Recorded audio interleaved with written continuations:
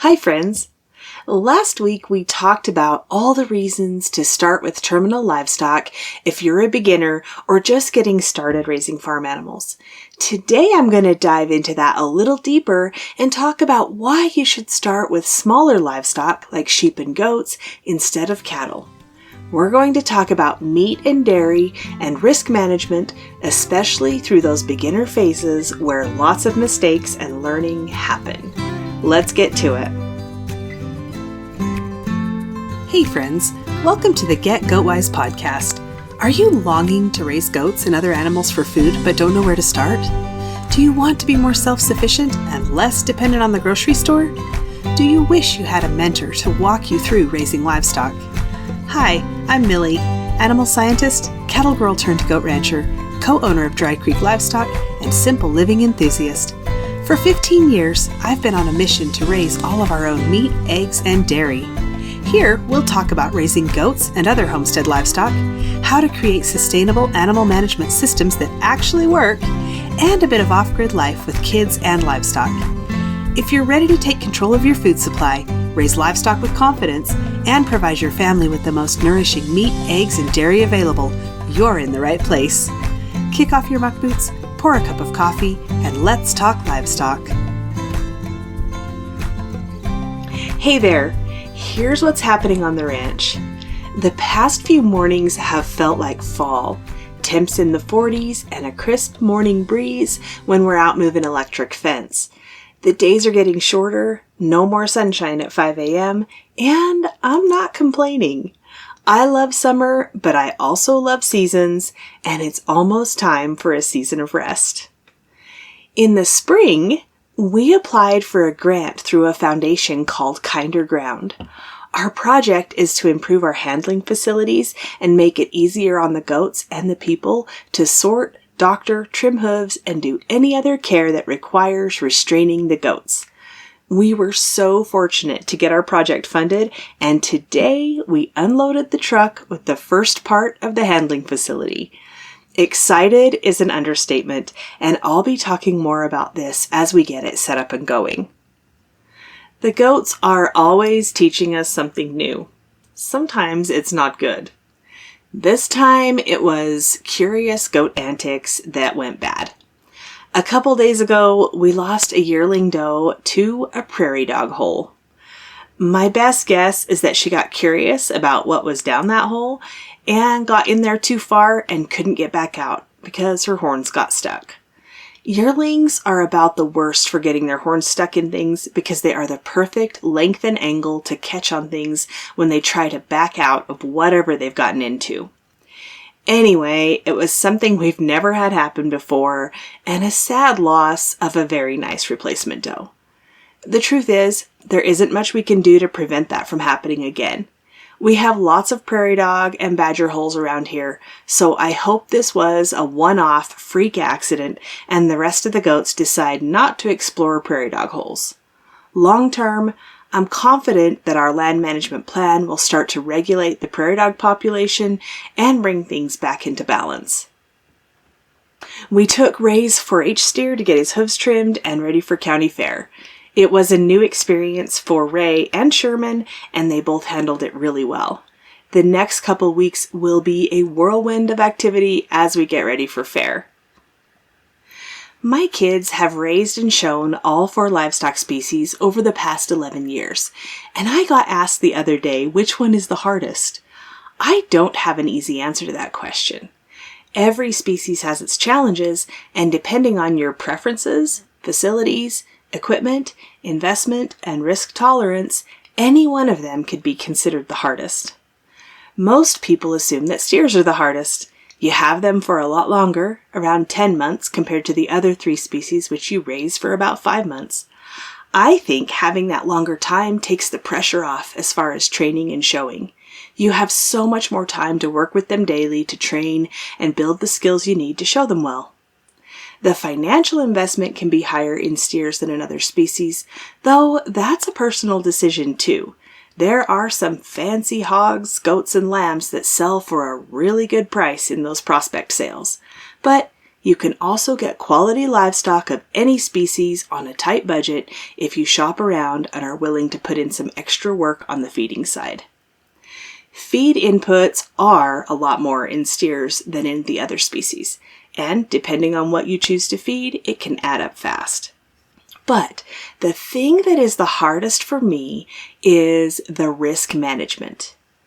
When the kids have hogs, goats, or lambs, we buy an extra one and feed it along with the others. That way, if one of them dies, we have a backup.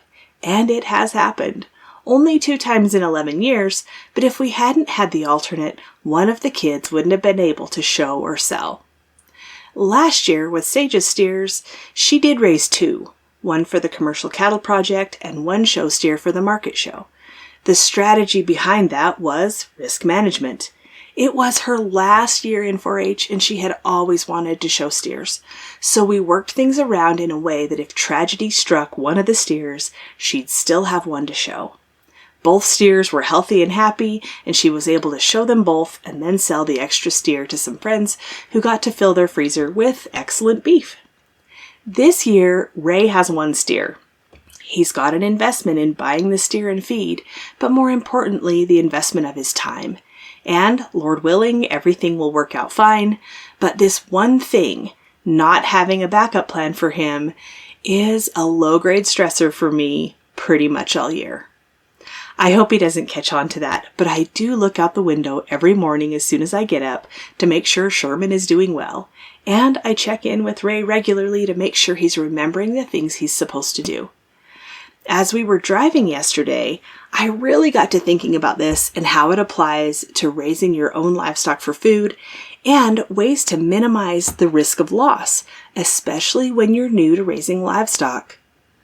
Like we talked about last week, terminal livestock is the best place to start for beginners because it's simpler and there's much less risk than starting with breeding stock. Today, I'm going to take it a step further and talk about spreading risk out over multiple smaller animals rather than investing in one larger animal. Let's say you've decided you want to raise beef. So you get that beef calf and things are going well. You're learning a lot, you're realizing how much a growing steer actually eats, and it's a lot. As the days go by, your investment in that animal grows, and essentially your whole freezer plan is dependent on that one animal, and your butcher date is 1 year to 1.5 years from when you get the calf. If at some point along the way that steer dies, you not only lose your investment, but you also lose your freezer food storage. That's a huge loss, especially when you're just getting started. You could raise 2 steers, which is always better for them socially, but that doubles your investment, and you'll need to have a plan for the second steer unless you have a lot of freezer space. If you have the second steer pre-sold and then something happens to one, that kind of defeats the 2-steer plan for risk management. This same scenario applies with dairy animals too, only I think it's an even bigger risk with a dairy cow for beginners because they can be incredibly complex with unique needs and metabolic issues. Some dairy cows are hardier than others, but if you are new to livestock, you'll have a hard time knowing what to look for in a dairy animal that will work in your management plan and environment. And if your dairy cow dies, that is a huge loss. Can you see how the system can be very fragile? And a critical part of success in raising livestock is experience and knowledge, but the only way to get that experience and knowledge is to start raising livestock. That's a bit of a dilemma, isn't it? Risk management is one of the areas where I think goats and sheep really hold an advantage over cattle. To produce an equivalent amount of meat or milk with sheep or goats, you're going to need to raise more sheep and goats, but that spreads your risk out over several animals. Let's get specific. If you want to raise the equivalent pounds of meat you would get from a beef, you would need to raise roughly 10 to 12 lambs and goats. That's really variable depending on the size of beef you're used to and how big you grow out your lambs and goats before butcher. When you raise multiple goats, sheep, or both to fill your freezer, if one dies, you don't lose your entire freezer food plan. Goats and sheep can be ready for butcher at around 6 months old or a little longer for grass-fed, compared to 18 to 24 months for beef. You will learn about feeding livestock for meat on a smaller scale with quicker feedback. One bad lamb or goat is much less of a problem than an entire beef that is tough and tastes off. You can butcher a couple sheep or goats at a time, save freezer space, test the meat, and let the others grow a little bigger, but not too big, to produce more meat per animal. If you choose to do both goats and sheep, you'll have a little more variety in your meals. While you're learning, you'll make mistakes. Those mistakes will be learning experiences, and when you make those mistakes with goats and sheep, it doesn't often cost you the whole herd or flock. You can learn from it and keep going instead of starting over. On the dairy side, if you don't need as much milk as a cow produces, you can raise as many dairy goats as it takes to meet your family's needs. You can easily change the amount of milk you're getting by adjusting the number of dairy goats you keep. Dry off a doe if you're getting too much milk, or keep an extra doe kid to breed for more milk within the next year. Those changes can happen fast with goats, but with a dairy cow, you're looking at 2 years to get a heifer calf from birth to her first lactation. You can avoid having a dry period where you get no milk if you plan your breeding accordingly. Some years I'll breed one doe to kid later so I can keep milking her longer than the others, and then, when another doe kids, I'll dry off the first one in time for her to have a solid 2-month break before she kids again.